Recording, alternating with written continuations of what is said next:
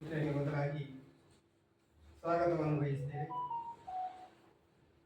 ಕರ್ನಾಟಕ ಸರ್ಕಾರ ಪ್ರಪ್ರಥಮ ಬಾರಿಗೆ ಕುಕ್ಕೆ ಸುಬ್ರಹ್ಮಣ್ಯ ದೇವಸ್ಥಾನ ಕರ್ನಾಟಕದ ನಂಬರ್ 1 ದೇವಸ್ಥಾನದಲ್ಲಿ ವ್ಯವಸ್ಥಾಪನಾ ಸಮಿತಿಗೆ ಪರಿಶಿಷ್ಟ ಜಾತಿ ಮತ್ತು ಪರಿಶಿಷ್ಟ ಪಂಗಡ ಇದರಲ್ಲಿ ಪರಿಶಿಷ್ಟ ಜಾತಿಯವರಿಗೆ ಒಂದು ಅವಕಾಶವನ್ನು ಕೊಟ್ಟಿದೆ. ಅದು ನಮಗೆಲ್ಲರಿಗೂ ಸ್ವಾಗತ.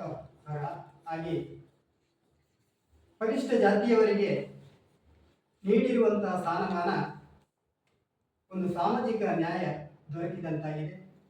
ಹಾಗೆ ಈ ವಿಚಾರ ಯಾಕೆ ಹೇಳ್ತಿದ್ದೀನಿ ಅಂದರೆ, ಈ ಹಿಂದೆ ಪತ್ರಿಕಾ ಮಾಧ್ಯಮದಲ್ಲಿ ಬಂದ ಕಾರಣ 9 ಜನ ಸಮಿತಿ ಸದಸ್ಯರಾಗಿ ನಾಮಿನೇಟ್ಗಳಾಗಿ ಆಯ್ಕೆಯಾಗಿದ್ದಾರೆ.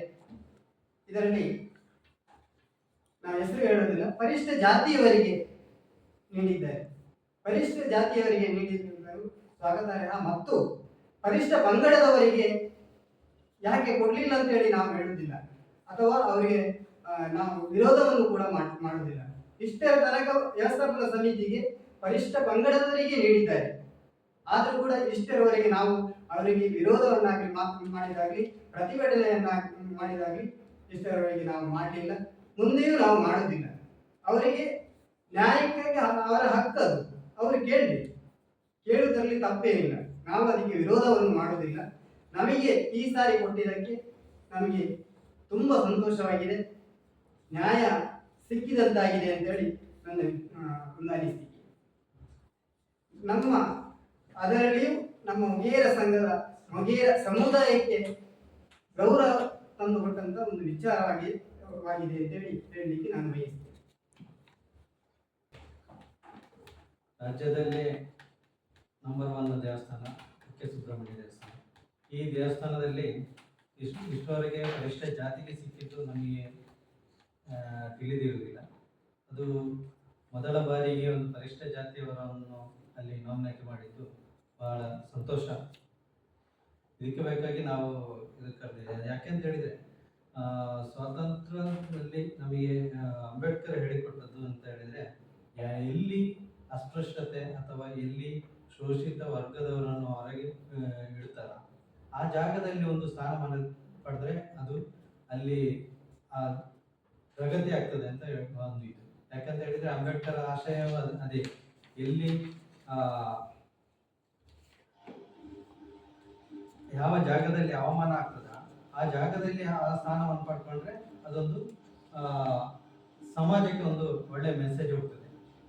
ಈ ಕಾರಣಕ್ಕಾಗಿ ಈ ಸರಿ ವರಿಷ್ಠ ಜಾತಿಯವರಿಗೆ ಸಿಕ್ಕಿದ್ದು ನಮಗೆ ಬಹಳ ಸಂತೋಷವಾದ ಒಂದು ವಿಷಯ. ಯಾಕಂತ ಹೇಳಿದ್ರೆ ಇದು ಮಾದರಿ ಆಗಬೇಕು ಪರಿಶಿಷ್ಟ ಜಾತಿಗೆ.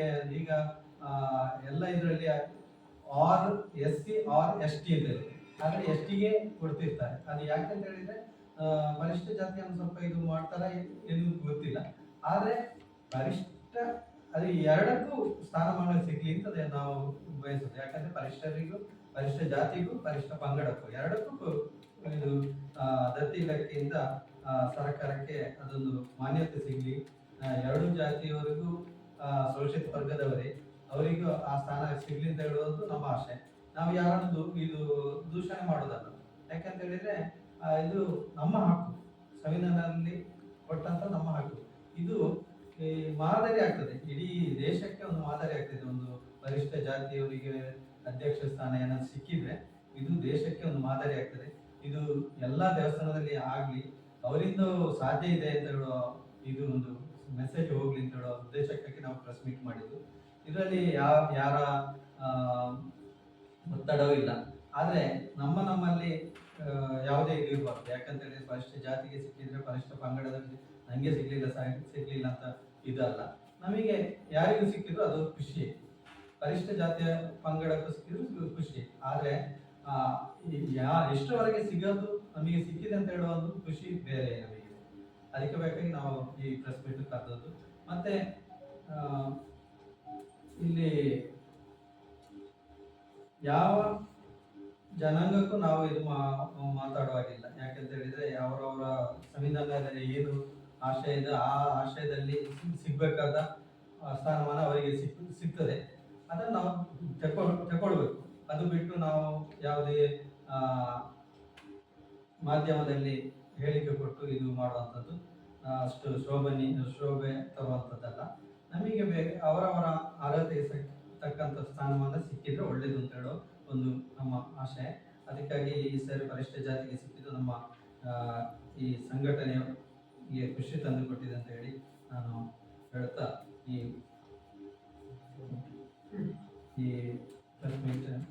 ಧನ್ಯವಾದ ವ್ಯಕ್ತಪಡಿಸ್ತೀನಿ.